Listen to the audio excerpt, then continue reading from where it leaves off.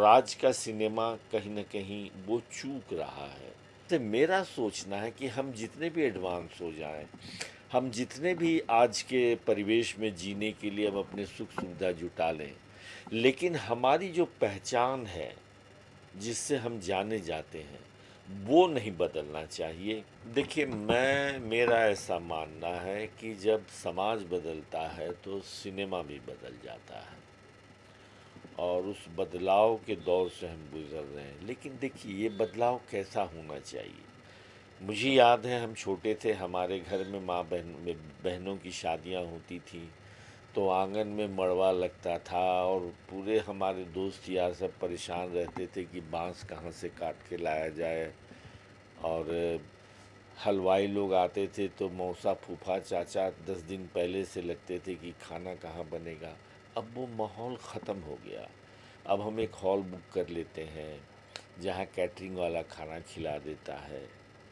तो ये जो बदलाव है, वही भोजपुरी सिनेमा बदल गया। लेकिन शादी के मंत्र हमारे नहीं बदले, चाहे वो लगन मंडप में हो या नकली मंडप जो आजकल जो मॉडर्न बनते हैं उस ढंग पे।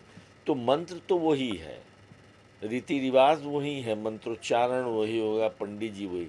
तो जो उसी तरीके से मेरा सोचना है कि हम जितने भी एडवांस हो जाएं, हम जितने भी आज के परिवेश में जीने के लिए हम अपने सुख सुविधा जुटा लें, लेकिन हमारी जो पहचान है, जिससे हम जाने जाते हैं, वो नहीं बदलना चाहिए। और आज का सिनेमा कहीं न कहीं वो चूक रहा है। और खुशी है कि अब कुछ फ़िल्में ऐसी बन रही हैं, चूँकि ज़िंदगी की समस्याएँ तब भी वही थी, आज भी वही हैं। हमारे जीवन शैली बदल गया है, हमारे रिश्तों का ताना-बुना बदल गया है। तो मगर उन्हीं चीज़ को आज के परिवेश में प्रस्तुत करें, तो वही मेरी पहचान होगी और हमें अपनी पहचान नहीं खोनी चाहिए। तो वो सिनेमा जब तक वैसा बनेगा, हमारा भोजपुरी सिनेमा काफ़ी सफल होगा। देखिए, मैं बहुत गहराई से इन बातों को सोचा हूँ और चूँकि मैंने अपनी फ़िल्मों को देखा है 50 हफ़्ते और 75 हफ़्ते चलते हुए, और आखिरी हफ्ते में भी 60 से 70% महिलाओं को सिनेमा हॉल में मैंने देखा है, मेरी माँ बहनों को।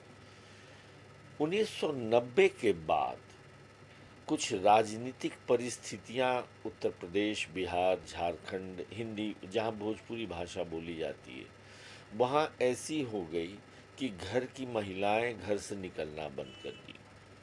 पुरुष काम से 6 बजे शाम तक लौट आना चाहते थे कि ऐसा नहीं उनकी ज़िंदगी में कोई हादसा हो जाए। तो वो दर्शक वर्ग हमारा भोजपुरी सिनेमा से कट गया। अब वैसे ही लोग जो आप जिनको ठेला वाला, रिक्शा वाला, हालांकि वो भी हमारे समाज के अंग हैं, लेकिन वैसे दर्शक ज़्यादा तैयार हो गए भोजपुरी फिल्म को देखने के लिए। और सोने पे सुहागा इस दौर को ख़राब करने के लिए उसी समय शुरू हुआ ये प्राइवेट म्यूज़िक एल्बम बनना, जिस पर सरकार का कोई रोक नहीं है, सेंसर नहीं है। कोई कुछ भी अश्लील गीत बना के रिकॉर्डिंग करके यूट्यूब में चला देता है।